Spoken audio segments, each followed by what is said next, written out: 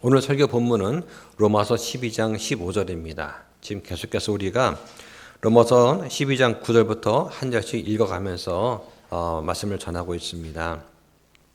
그리스도인의 생활이라는 그런 주제 하에서 어떻게 우리가 하나님께서 기뻐하시는 받아주실 만한 거룩한 희생을 드릴까, 여기에 초점 맞춰서 지금 말씀을 살펴보고 있습니다.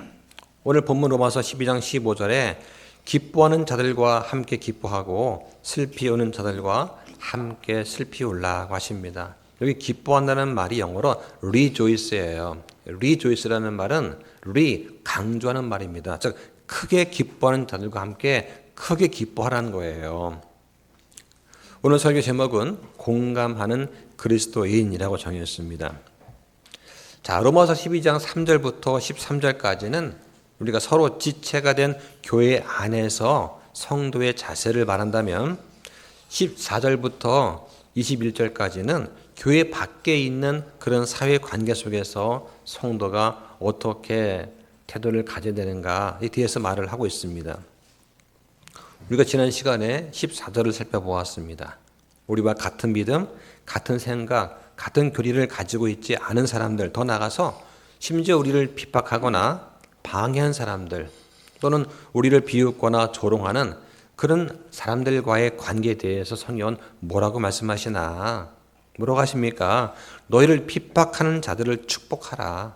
축복하고 저주하지 말라고 하십니다. 자, 그렇게 해야 되는 이유가 뭐냐? 우리가 지난 시간에 살펴보았던 말씀을 한 번 더 보도록 하겠습니다. 자, 첫 번째 이유는 뭐냐? 우리가 예수님의 발자취를 따르도록 부르심을 받았기 때문에 그래요. 자, 이 구절 한번 더 보시죠. 베드로 전서 2장 21절. 자, 21절부터 3절까지 보시면 바로 그 일을 위해 너희가 부르심을 받았나니 그리스도께서도 우리를 위해 고난을 당하심으로 우리에게 본을 남기사 너희가 자신의 발자취를 따라오게 하셨느니라. 그분께서는 죄를 짓지 아니하시고 입에 교활함도 없으셨으며 욕을 당하시되 맞대어 욕하지 아니하시고 고난 당하시되 위협하지 아니하셨으며 오히려 의롭게 심판하시는 분께 자신을 맡기셨다라고 되어 있습니다. 자, 여기 보니까 예수님께서는 죄가 없으신 분이에요. 자, 그럼 왜 예수님께서는 죄가 없으실까? 자, 이 부분 한번 설명을 드리고 넘어가겠습니다. 첫 번째, 예수님께서 죄가 없으신 이유는 그리스도의 불변성 때문입니다. 히브리서 13장 8절에 예수 그리스도는 어제도 오늘도 영원토록 동일하시니라 말씀하십니다. 그리스도께서 불변하신 것은 그분의 본성과 성품과 뜻이 변하지 않는다는 거예요. 그리스도는 영원히 거룩하십니다. 사랑이 많으십니다. 그런데 또 공의로우세요. 그리고 그분의 약속은 결코 흔들리지 않습니다. 이게 우리 믿는 자들한테 예수님께서 변함없는 기초가 되신다. 그리고 우리 사람들을 위한 예수 그리스도의 그 사역은 안전하다고 하는 것을 말해줍니다. 자, 두 번째는 그리스도께서는 전능하십니다. 전능하다. 죄는 누가 짓습니까? 약한 자가 짓는 거예요. 마태복음 28장 18절에 예수님께서 이르시되 하늘과 땅에 있는 모든 권능이 내게 주어졌느니라 하십니다. 그리스도께서는 아버지와 동일한 무한한 능력을 소유하고 계십니다. 그리고 이 그리스도의 전능하심은 그리스도인들한테 그분이 모든 상황을 다스리신다라고 하는 것을 확신을 주는 그런 말씀이에요. 자, 세 번째는 뭐냐? 그리스도께서는 전지하십니다. 전지성. 모르면 죄를 지을 수가 있어요. 자, 그런데 요한복음 2장 24절 5절에 모든 사람에 대해서 그리스도께서는 다 알고 계신다 말씀을 하십니다. 예수님께서는 과거와 현재의 미래 모든 것에 대한 완전한 지식을 갖고 계십니다. 예수님께서는 우리의 사람들, 남자와 여자의 마음을 다 꿰뚫어 보세요. 그리고 그들의 진정한 동기와 생각을 다 이해하십니다. 자, 네 번째는 그리스도께서는 신성을 갖고 계세요. 신성. 하나님은 선하시고 죄를 짓지 않으시는 그런 신성이 있습니다. 요한복음 1장 1절과 14절의 말씀.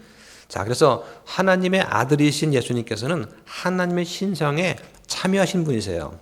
하나님께서는 거룩하십니다. 죄가 없으십니다. 그래서 완전한 하나님이신 예수님은 그분의 신성과 죄가 서로 같이 양립할 수가 없어요. 따라서 본질적으로 그리스도는 죄가 없는 것입니다. 하나님은 순결하시고 의로우시고 죄가 없으십니다. 예수님도 하나님이시기 때문에 죄에서 자유롭다고 선언을 하시는 거예요. 자, 다섯 번째, 그리스도는 죄성 자체가 없습니다. 왜냐하면 예수님께서는 아담의 피를 이어받지 않았습니다. 예수님의 피는 하나님의 피예요. 사람의 피가 아닙니다. 예수님은 처녀에게서 태어나시고 성령으로 잉태되어서 인간 세대한테 전해 내려오는 그런 죄성을 상속받지 않으셨습니다. 자, 한번 찾아보겠습니다. 누가복음 1장 35절 보시죠. 천사가 그녀에게 대답하여 이르되 성령님께서 내 위에 내려오시고 가장 높으신 분의 권능이 너를 덮으시리니 그러므로 내게서 태어날 그 거룩한 것은 또한 하나님의 아들이라 불리리라. 이 거룩한 것, 이 것이 뭡니까? 여자의 씨예요. 이 씨는 하나님의 아들이라 불리리라 라고 하는 것입니다. 자, 여섯 번째는 그리스도께서는 권위와 의지를 갖고 계십니다. 자, 이것도 보실까요? 로마서 5장 19절 보시죠. 로마서 5장 19절.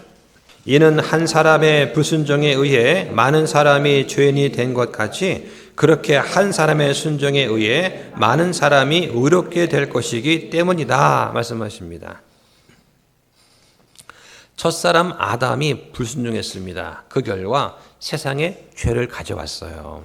그런데 둘째 사람, 마지막 아담이신 예수님은 완전한 순종을 통해서 이 죄의 저주를 역전시키셨습니다. 예수님께서는 둘째 사람 혹은 마지막 아담이다 이렇게 부르세요. 둘째 아담이라고 하지 않습니다. 둘째 아담 그러면 셋째 아담도 있잖아요. 그죠? 그래서 마지막 아담이다 이렇게 성경에서 부르고 있습니다. 자, 이 아담과 달리 예수님께서는 죄 없는 삶을 사셨습니다.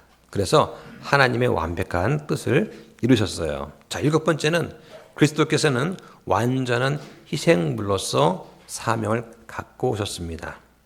예수님께서 인류의 죄를 위한 완전하고 흠없는 희생 제물이 되려면 뭐가 없어야 되느냐? 죄가 없어야 됩니다. 즉 구약에서 제사는 어떻게 지냈습니까? 정결하고 흠이 없는 어린 양을 바쳤어요.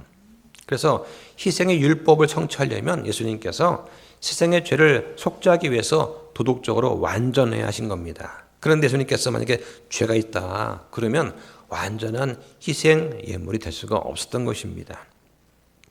자, 이것도 한번 보실까요? 베드로전서 1장 18절과 19절 한번 보시죠.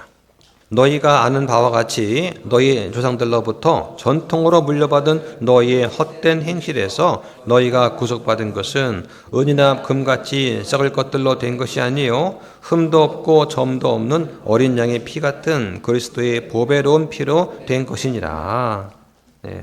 너희의 헛된 행실, 율법과 우상 숭배를 일삼던 헛된 행실에서 너희가 구속을 받았는데 이게 뭘로 된 것이냐? 썩는 것이 아니라 흠도 없고 점도 없는 어린 양의 피 같은 예수 그리스도의 보배로운 피로 된 거라고 말씀을 하십니다. 그래서 예수님께서는 완벽한 희생물이 되신다고 하는 겁니다. 자, 여덟 번째는 뭐냐? 예수님은 하나님의 율법에 대해서 완전하게 순종을 하신 분이세요. 자, 좀 앞에 가셔서 히브리서 4장 15절 보시죠. 우리에게 계신 대제사장은 우리의 연약함의 감정을 느낄 수 없는 분이 아니요 모든 점에서 우리와 똑같이 시험을 받으셨으나 죄는 없으신 분이시니라. 그래야만 완벽한 희생물이 될 수가 있는 거예요. 자, 이렇게 8가지 근거를 통해서 예수 그리스도께서는 죄가 없으시다라고 하는 것입니다. 자, 그런데 본문은 뭐라고 합니까? 예수님께서는 입에 교활함도 없으세요. 욕을 당하셨어도 맞대어 욕하지 아니하셨습니다. 고난을 당하시되 고난을 가하는 자를 위협하지 않으셨어요. 그리고는 의롭게 심판하시는 아버지 하나님께 자신을 온전히 맡기셨다고 하는 것입니다. 자, 또 우리가 왜 축복을 해야 됩니까? 우리가 복을 받기 위함이다. 그래서 베드로전서 3장 9절에 뭐라고 합니까? 축복하라. 이런 일을 위해서 너희가 부르심을 받았다. 그 말씀하십니다. 그러면서 너희가 복을 상속받게 하려 함이다. 그 말씀하시는 거예요. 자, 우리가 이렇게 예수님을 본받아 살려면 어떻게 해야 되느냐? 우리의 의지만 가지고는 이게 안 되는 겁니다. 그래서 무엇보다 성령의 도우심으로 우리의 생각을 새롭게 함으로 변화를 받아야 된다. 자, 이것이 본문이 말씀하시는 거예요. 자, 변한다는 게 무엇입니까? 남들이 하니까 나도 한다는 그런 세상적인 사고방식에서 우리가 벗어나서 동화되지 말아야 한다는 것입니다. 적어도 그리스도인은 세상 사람들과 말과 행동에서 구별이 돼야 돼요. 이것을 우리 아버지 하나님께서 기뻐하신다. 자, 이런 말씀을 드렸습니다. 자, 지금 계속해서 우리가 로마서 12장을 보면서 한 가지 질문에 대한 답을 좀 찾고 있는 중입니다. 과연 이렇게 참된 변화를 나타내는 게 뭔가? 그래서 하나님의 그런 선하시고 받으실 만하며 완전하신 뜻이 무엇인가? 이것에 대한 답을 지금 우리가 찾고 있는 중이에요. 성경에 뭐라고 합니까? 그리스도의 몸 안에서 우리 역할을 다하는 거. 로마서 12장 3절부터 8절까지 말씀이죠. 가식이 없는, 즉 위선이 없는 사랑을 하고 악을 혐오하는 거. 형제를 사랑하되 가족처럼 사랑하고 서로 존중하되 경쟁하듯이 서로 존중해 주는 거. 이를 게을리하지 말고 열정적으로 뜨겁게 주를 섬기는 거. 그러면서 소망 중에 기뻐하고 환난 중에 인내하며 늘 절박하게 기도하는 거. 그리고 성도들의 필요에 따라서 나눠주고 손님 대접에 힘쓰는 것. 그리고 우리를 핍박하는 자를 축복하는 것. 자, 이게 지금까지 우리가 계속 살펴보았던 그런 방법들입니다. 자, 오늘 본문에서 우리는 두 가지 권면을 더 하려고 합니다. 바로 기뻐하는 자들과 기뻐하고 우는 자들과 함께 슬피 우는 것입니다. 여기 보니까 크게 기뻐하는 자들과 함께 크게 기뻐하라. 너무 기쁜 나머지 이 기쁨을 주체하지 못하는 사람들과 함께 크게 기뻐하라는 거예요. 유치원 갔다 온 아이가 집에 와서 엄마 나 유치원에서 뭐 이거 1등 먹었어. 그러면 그 뭐라고 합니까? 엄마가 아유 잘했다 하면서 얼마나 기쁘냐. 엄마도 기쁘다면서 막 안아주잖아요. 그죠? 우리 가운데 형제 자매가 어떤 기쁜 일이 있을 때 그 일이 내가 당한 것처럼 내가 겪은 것처럼 정말 기뻐하고 누가 어려운 일 당하면 내가 당한 것처럼 안타까워하고 절박해서 함께 기도해주고 함께 울어줄 수 있어야 된다. 그러한 기쁨과 슬픔이 함께하는 그런 교회라면 그 안에 하나님의 임재하심과 사랑이 없을 수가 없잖아요. 자, 그런데 이 말씀이 읽기는 쉬워도 실행하기가 쉽지가 않아요. 자, 여러분은 어떤 게 더 쉽습니까? 기뻐하는 자들과 함께 기뻐하는 게 쉬운가요? 아니면 슬퍼하는 자들과 함께 슬피 우는 게 더 쉬운가요? 저는 기뻐하는 자들과 함께 기뻐하는 것을 더 좋아합니다. 왜냐? 저는 속물이기 때문에 기뻐하는 자들과 함께 있으면은 저도 기분이 좋아져요. 아, 그래요? 아, 잘 됐네요. 이거 정말 좋아요. 근데 축복하고 함께 기뻐하다 보면 덩달아 제 삶도 풍요로워지는 것 같거든요. 근데 문제가 뭐냐? 슬퍼하는 자들이 있습니다. 근데 함께 슬퍼하기가 이게 상대적으로 어려운 거예요. 그 왜 그렇습니까? 슬퍼하는 자를 만나게 되면 나도 함께 마음에 상처를 입잖아요. 함께 괴로워합니다. 함께 흥분하고 함께 울분에 쌓이고 함께 분노하고 함께 안타까워하다 보면 나도 지치고 힘들어지고 함께 스트레스를 받는 거예요. 그러니까 우리가 부모님한테도 그러잖아요. 잘 된 거는 가서 막 자랑하고 싶지만 잘 안 된 거는 부모님 마음 아파할까 봐 말 안 하잖아요. 예. 그게 우리 형제 자매들 사이에서도 그렇지 않은가 싶습니다. 이제 그 학교에서는 이제 중간고사 시즌이에요. 예, 그러면 학생들이 시험을 다 끝나고 와가지고 저 100점 맞았습니다. 그러냐? 그럼 막 같이 기뻐할 수 있어요. 그런데 저 시험 점수 떨어졌어요. 열심히 했는데 결과가 안 좋아요. 그러면 그 말을 듣는 교사는 어떨까요? 스트레스가 커지는 거예요. 학교는 좀 덜한데 학원은 이게 심각합니다. 몇 달 동안 열심히 가르쳤는데 점수가 더 떨어졌어요. 그러면은 이거는 정말 거의 투정집 분위기예요. 예. 대부분 그런 아이들은 부모한테도 항해 전화가 오기도 하고, 또 자기 친구들한테 야, 나 더 떨어졌어. 나 관둘래. 그래? 그럼 같이 관두자. 뭐 이런 게 막 생긴단 말이죠. 그러면 이제 학원이 힘들어지는 거예요. 그래서 시험 때가 된다 그러면 학원은 초비상이 걸리는 겁니다. 참 마음은 안타깝지만 그 뭐 교사가 도와줄 수 있는 게 없잖아요. 야, 한번 다시 한번 잘해보자. 이것도 한두 번이죠. 한 번간 괜찮은데 두 번, 세 번 그러면 이거는 문제가 있는 거예요. 그래서 불행한 일을 겪은 거에 대해서 공감이 참 어렵습니다. 자꾸 피하려고 하는 것이죠. 그러다 보면 이 직업에서 오는 어떤 트라우마 같은 것이 이제 생기게 됩니다. 그 우리나라 유명한 그 이국종 교수라고 있어요. 예, 외상 환자를 전문하시는 분이죠. 근데 이분에 대한 기사를 보니까 그분은 의사 생활 하면서 한 번도 웃어본 적이 없다는 거예요. 왜냐면은 이국종 교수님이 이제 환자를 대할 때는 어떤 환자입니까? 거의 반 죽은 상태잖아요. 뭐 팔다리 하나 없어지고 뭐 그런 상태를 주로 맨날 보다 보니까 항상 피 흘리고 고통스러운 것만 보다 보니까 웃을 수 있는 날이 없는 거예요. 예. 그래서 그분이 웃는 것을 못 봤다. 주변 동료들도 이제 그런 얘기를 하더라고요. 얼마나 힘들까. 그래서 이 본문 말씀 뭐냐? 누군가 다른 사람이 즐거운 일을 당해서 행복해하면 나도 행복해하고 반대로 다른 사람이 슬픔 당할 때 나도 슬퍼할 수 있어야 한다 하는 게 이 말씀의 본래 뜻입니다. 그것도 겉으로가 아니라 진심으로 이렇게 할 수 있어야 됩니다.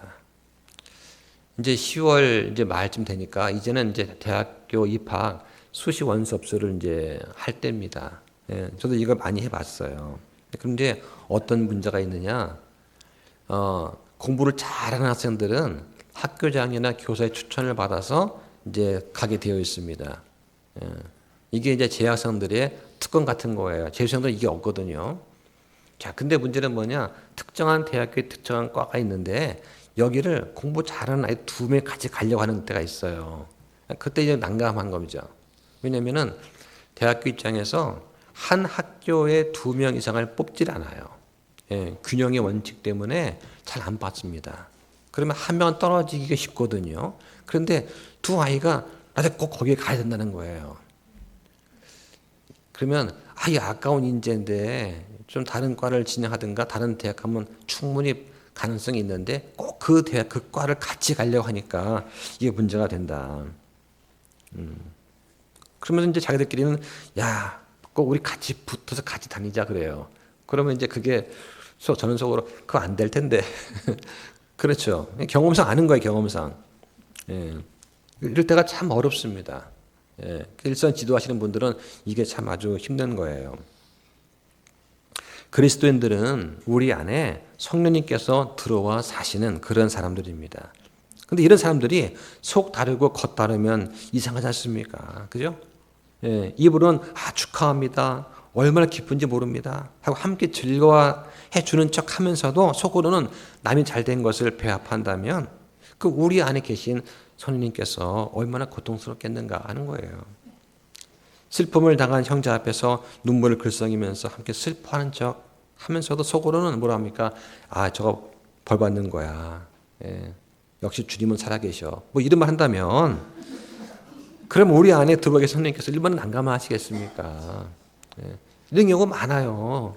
예, 그러니까 믿는 사람들조차도 그럴 때가 있습니다.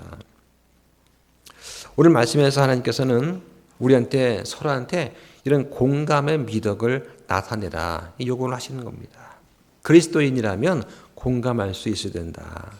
그럼 이 공감이 뭐냐? 좀 알아보겠습니다. 공감이란 말과 비슷한 말이 동정이 있어요. 두 개를 비교하면은 이해가 쉬울 것 같습니다. 먼저 동정이 뭐냐? 영어로 sympathy입니다. 이것은 상대방의 의견에 동조하거나 그걸 지지하려는 경향을 말하는데, 중앙일보에 난 이러한 어떤 기사에서 보니까 다른 사람의 고통이나 불행을 보면서 가엽게 여기는 그런 일방향의 마음이다. 이게 동정이라는 것입니다. 다른 사람의 고통과 불행을 보면서 참만 가엽다, 안타깝다 느끼는 일방적인 마음, 이게 동정이라고 하는 거예요. 자, 공감은 뭐냐? 공감은 영어로 empathy라고 합니다.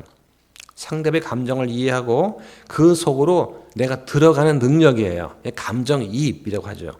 그러니까 다른 사람의 감정과 생각을 함께 나눌 수 있는 쌍방간의 양방향의 마음이다. 이게 이제 공감이라고 하는 거예요.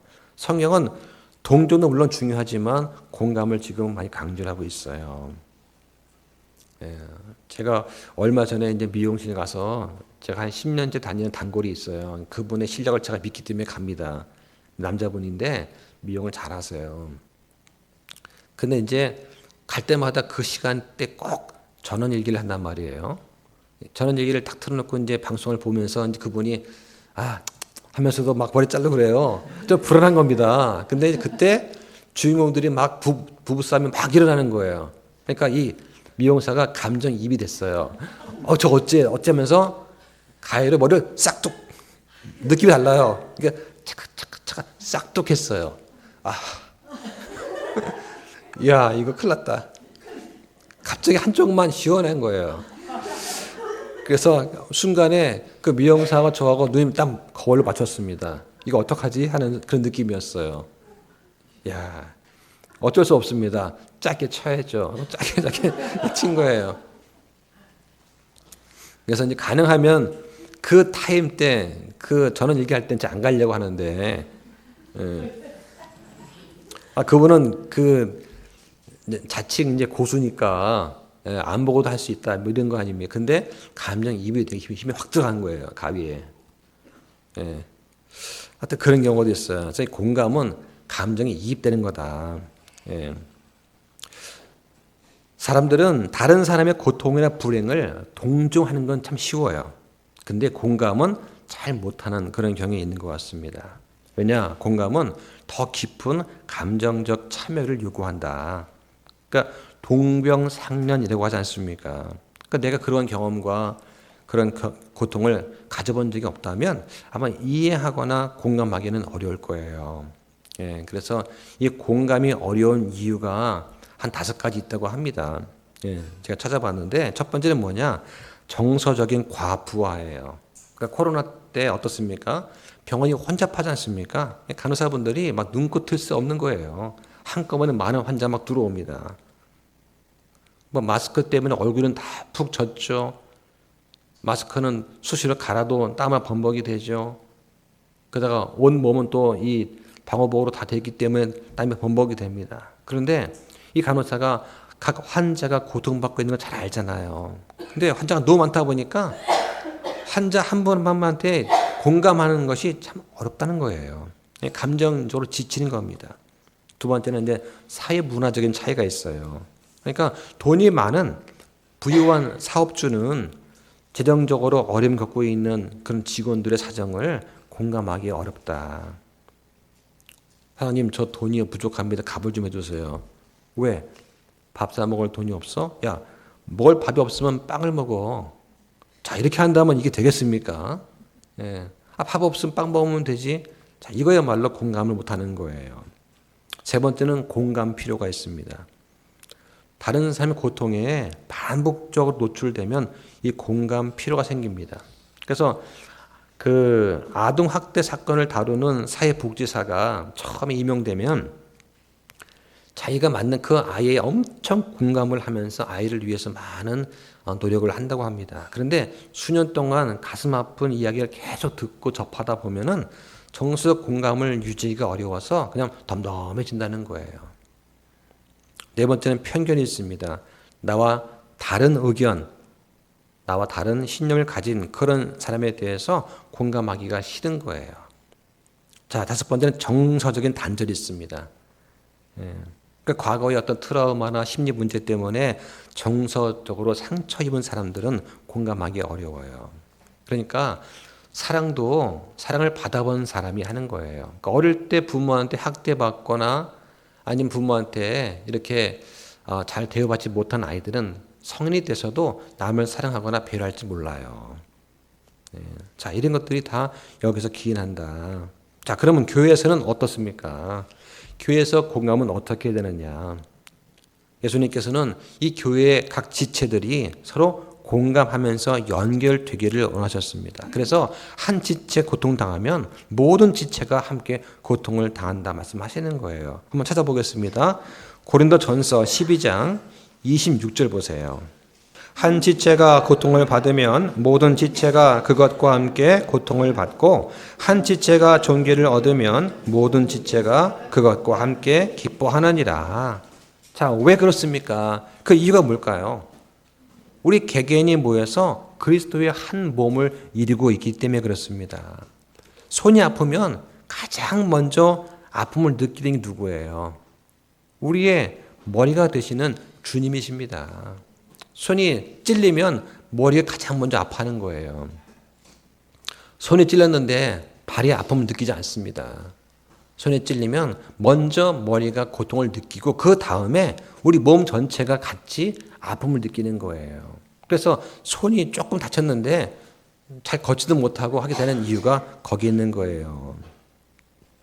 우리가 참으로 하나의 몸이고 동일한 지체라면 우리는 당연히 서로한테 이런 공감을 하게 된다. 자, 그런데 만약에 내가 다른 사람과 공감이 안 된다면 그 원인이 뭘까?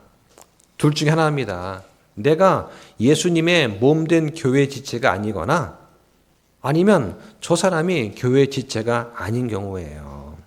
자, 오늘 본문의 말씀은 두 가지의 방법으로 공감을 나타내라 이렇게 명령을 하십니다.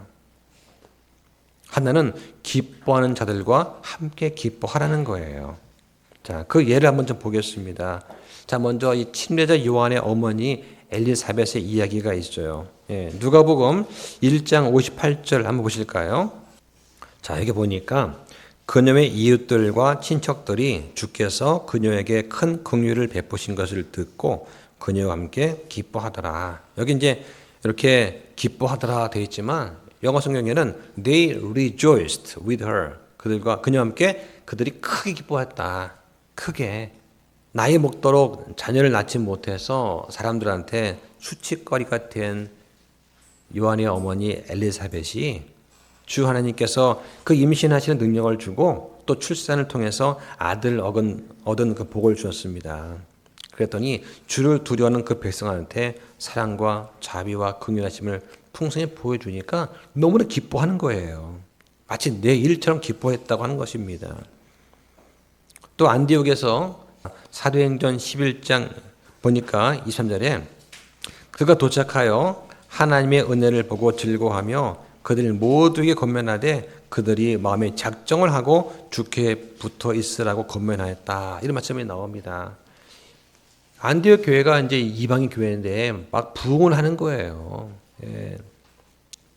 그래서 이 고넬료의 예수님을 믿고 영접한 이후에 그 일 가족이 다 구원을 받고 또 침례를 받고 또 방언을 하고 주를 높이 찬양하니까 그것 때문에 이 안디옥 지역의 교회가 엄청 발전하게 됩니다.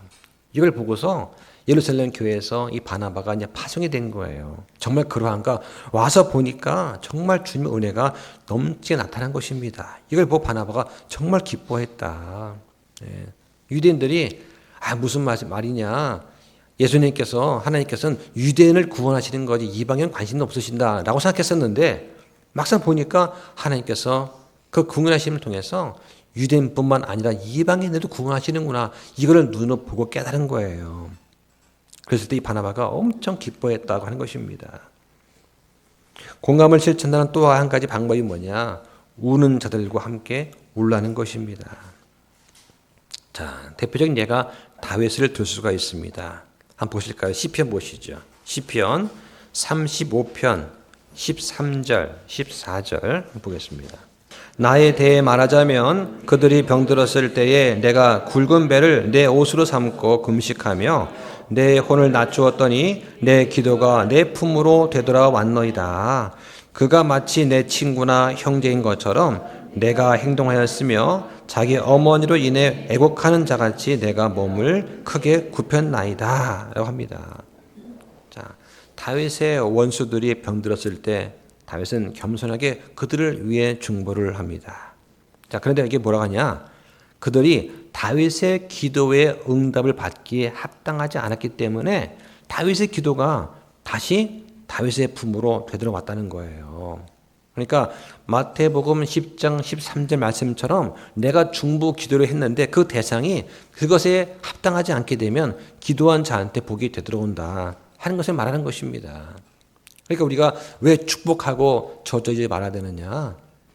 내가 나한테 해를 끼쳤던 어떤 사람이든 간에 그를 위해 축복과 기도해 주면 그 상대방이 그 기도에 합당하지 않게 되면 하나님께서는 그 기도를 나한테 되돌려 주신다. 그러니까 사실은 내가 그를 위해 축복 기도했지만 그 기도가 나한테 복이 되어 들어온다고 하는 것입니다. 이게 성경적인 말씀이에요. 자, 그러면서 지금 뭐라 하는 것이냐? 다윗이 지금 과거 자신을 배신한 자들을 자신의 친구와 형제처럼 여겼다. 또 이렇게 대우했다는 것입니다. 이걸 지금 회상하는 거예요. 다윗의 아들 압살롬이 왕위를 찬탈하기 위해서 이제 아버지를 배신을 하죠. 반역을 합니다. 근데 이 압살롬을 도운 인물이 누구냐? 바로 아히도벨이에요. 이 아히도벨은 누구냐면 밧세바의 할아버지입니다. 아마 이 아히도벨은 다윗이 밧세바를 얻기 위해서 밧세바의 옛 남편 우리아를 죽게 한 사실을 잘 알고 있었을 것입니다. 이 아히도벨은 제가 볼 땐 거의 뭐 천재입니다. 그러니까 다윗의 반 옆에서 모든 작전을 계획하고 도와주었던 모사, 참모예요. 그런데 이 아히도벨이 압살롬이 자기 아버지를 배신한다고 하니까 거기에 편을 들고 함께 했던 것이죠. 거의 아히도벨의 전략이 승리할 뻔했습니다. 승리할 뻔했어요. 근데 이 압살롬 마지막에 이 교만에 떨어서 이 아히도벨의 말을 듣지 않고 자기 친구의 말을 듣는 바람에 결국 패배했죠. 이걸 알고 아히도벨이 나중에 자살을 하게 됩니다. 자, 이런 사건을 배경을 두고서 지금 다윗이 이러한 시편을 좀 쓴 거예요. 자, 또 예수님의 경우를 또 볼 수가 있습니다. 한번 보실까요? 요한복음 11장 33절부터 35절까지 보겠습니다.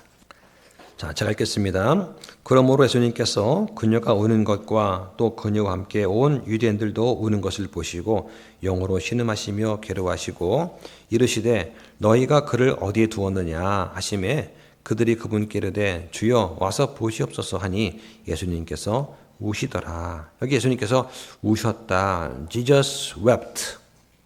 성경에서 가장 짧은 구절이 이 요한복음 11장 35절. 딱 두 단어입니다. Jesus wept. 두 단어예요. 성경에서 가장 짧은 구절입니다. 자, 그런데 여기서 우신 것은 조용히 흐느끼 우시는 거예요. 자, 그런데 성경에 보면은 예수님께서 좀 크게 우신 경우가 두 군데가 있습니다. 하나는 누가복음 19장 41절이에요. 한번 보실까요? 누가복음 19장 41절 예수님께서는 좀 크게 웃었습니다. 그분께서 가까이 오사 그 도시를 보시고 이 도시는 예루살렘이에요. 이 도시를 보시고 그 도시로 인해 슬피 우시며 여기 그냥 슬피 우셨다라고 되어 있지만 이것은 사람들의 이런 무능력함, 무지함을 보고 예수님께서 크게 우신 거예요. 곧 예루살렘에 닥치게 될 이런 어려움, 고통 이걸 보니까 정말 너무 슬픈 거예요. 예수님께서. 자, 또 한 번은 뭐냐? 십자가상에서 크게 부르짖었습니다. 자, 이걸 갖다가 히브리서에서는 이렇게 말합니다. 한번 보실까요? 히브리서 5장 7절 보시죠. 자, 이렇게 보니까 예수님께서 우신 경우가 이제 3번 나온다고 할 수 있지 않습니까? 그래서 요한복음, 또 누가복음, 또 히브리서에서 예수님이 우셨다는 부분을 이제 3부분 알 수가 있는데 5장 7절. 자, 함께 있습니다. 시작. 그분께서는 친히 육체로 거하시던 때에 자기를 사망으로부터 구원할 수 있는 분께 강렬한 부르짖음과 눈물로 기도와 간구를 들으셨고 친히 두려워하셨으므로 하나님께서 그 말을 들으셨느니라. 자, 이게 보니까 육체로 거하시던 때, 그러니까 3년 반 동안의 지상 사역 기간 동안에 자기를 사망으로부터 구원할 수 있는 분께, 이때 사망이 뭘까요? 예수님이 십자가에 돌아가시기 싫어서 이 죽음으로부터 벗어나기를 기도하신 걸까요? 이게 아닙니다. 여기서 사망으로부터 구원한다는 그 말은 둘째 사망, 하나님과 영원한 분리를 말하는 그 둘째 사망으로부터 구원할 수 있는 분께 강렬하게 부르짖음과 눈물로 기도와 간구를 했더니 하나님께서 그 말을 들으셨다. 어떻게 해요? 예수님께서 죽으신 다음에 부활하고 승천하게 하신 거예요. 이걸 말하는 것입니다. 그러면 예수님의 눈물이 가리키는 그런 의미가 무엇이냐? 적어도 두 가지를 알 수 있어요. 첫 번째는 예수님께서 우리와 똑같은 인성을 가지신 참 사람이셨구나 하는 것입니다. 두 번째는 예수님께서 우리 연약함의 감정을 몸소 느끼시는 분이구나 하는 것이죠.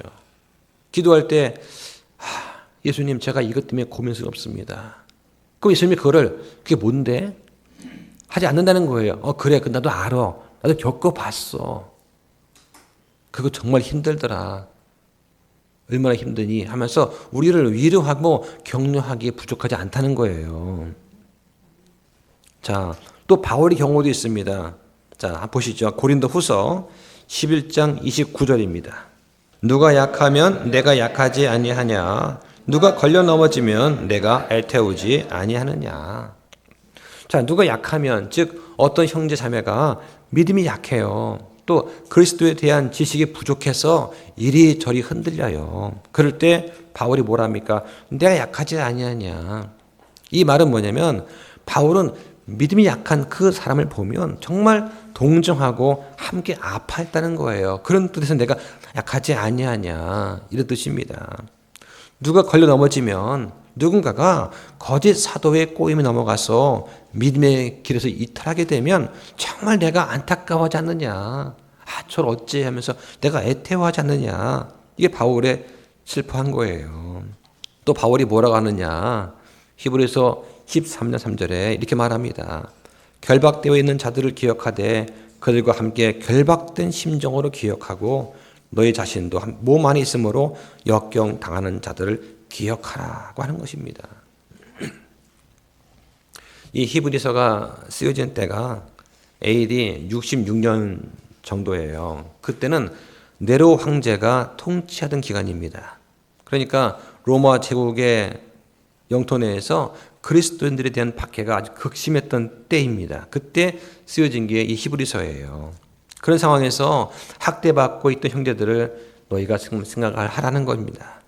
왜냐하면 지금 당시 이 히브리서의 편지를 읽고 있는 그 독자들 역시 같은 몸을 지니고 있는 그런 때문이다 라고 하면서 함께 슬퍼하라, 기억하라 라고 하는 것입니다.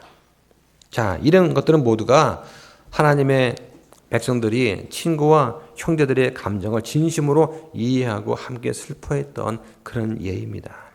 공감하는 것은 우리가 주변 사람들을 더 잘 섬길 수 있도록 준비시켜줘요. 그러니까 단순하게 동정하는 걸 넘어서서 그럼 어떻게 우리가 진정으로 공감하는 그리스도인 될 수 있을까? 그 방법은 우리의 생각을 새롭게 함으로 변화를 받아야 된다. 생각을 새롭게 함으로 변화를 받아야 되는 겁니다. 그러니까 형제를 사랑하되 가족처럼 친밀하게 사랑할 수 있어야 된다.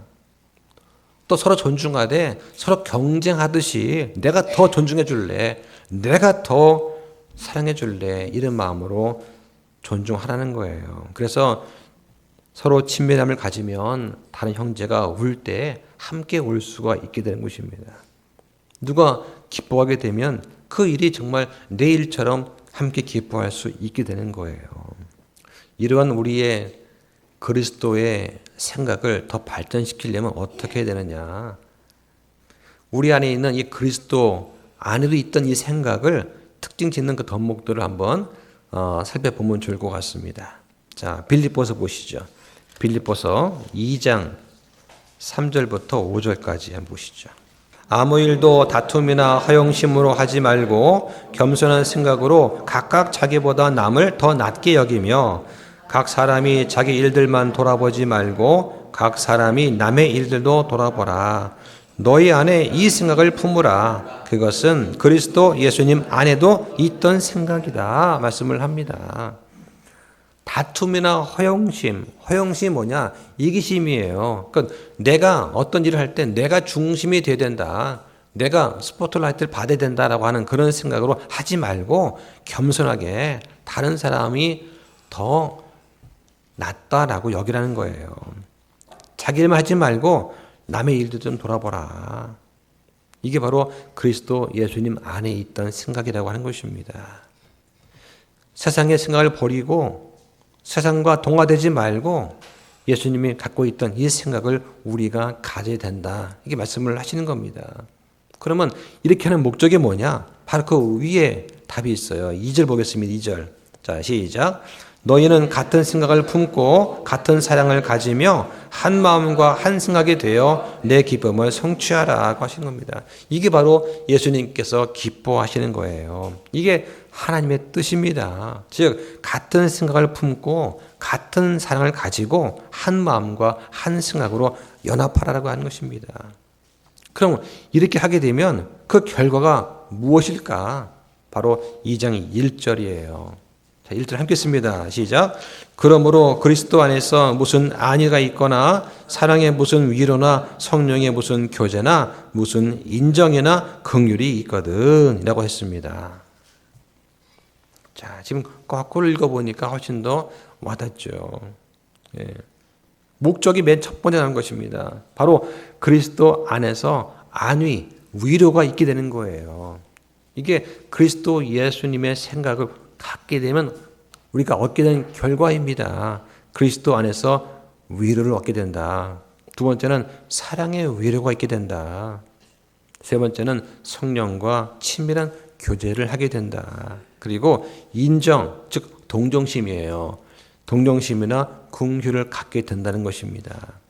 그러면 이런 것들을 서로를 향해서 나타내 보이면 어떻게 되나? 더 이상 우리 안에 분열이나 분쟁은 없어진다고 하는 것입니다. 이거를 하나님이 원하시는 거예요. 그래서 우리 아버지께서 원하시는 같은 생각, 같은 사랑, 한 마음, 한 생각이 되어서 기쁨이 충만해져야 된다. 이것이 예수님의 기쁨이다라고 하는 것입니다. 그리스도의 생각을 우리가 품게 되면 우리 안에 질투나 시기가 없는 진정한 공감이 가능해진다는 거예요. 바꿔 말하면 다투고 시기하고 분열한 자는 어떤 사람들이냐? 그 안에 그리스도의 생각을 갖고 있지 않다는 것입니다. 지금 바울이 계속해서 말하고 있는 바가 뭐냐? 교회 안에 더 이상 분열이나 분쟁이 있으면 안 된다는 거. 그래서 그리스도의 마음을 가지면 함께 기뻐하고 함께 슬퍼할 수 있다고 하는 것을 지금 강조하고 있는 것입니다. 말씀을 정리하겠습니다. 하나님의 이러한 선하시고 받으실 만하며 완전하신 뜻은 우리 그리스도인들이 다른 사람이 기뻐할 때 함께 크게 기뻐하는 사람이 되는 거다. 또 다른 사람들이 슬퍼할 때 우리 마음이 움직여서 함께 슬퍼하고 함께 울어주는 사람이 되는 거다. 이걸 원하시는 거예요. 우리는 진정으로 공감을 하는 사람들입니까? 그것이 하나님 보시기에 받으실 만한 일이라면 시기하거나 다투지 말고 함께 기뻐할 수 있어야 된다. 또 그것이 하나님 보시기에 혐오하시는 미워하시는 일이라면 나도 그것을 미워하고 혐오할 수 있어야 된다는 거예요. 이게 아버지 아들 아닙니까? 우리한테 주어지는 가장 큰 기쁨이 무엇입니까? 우리가 예수 그리스도를 믿고 우리의 구원자로 받아들여서 우리가 하나님의 아들들, 예수님과 공동 상속자가 되는 것입니다.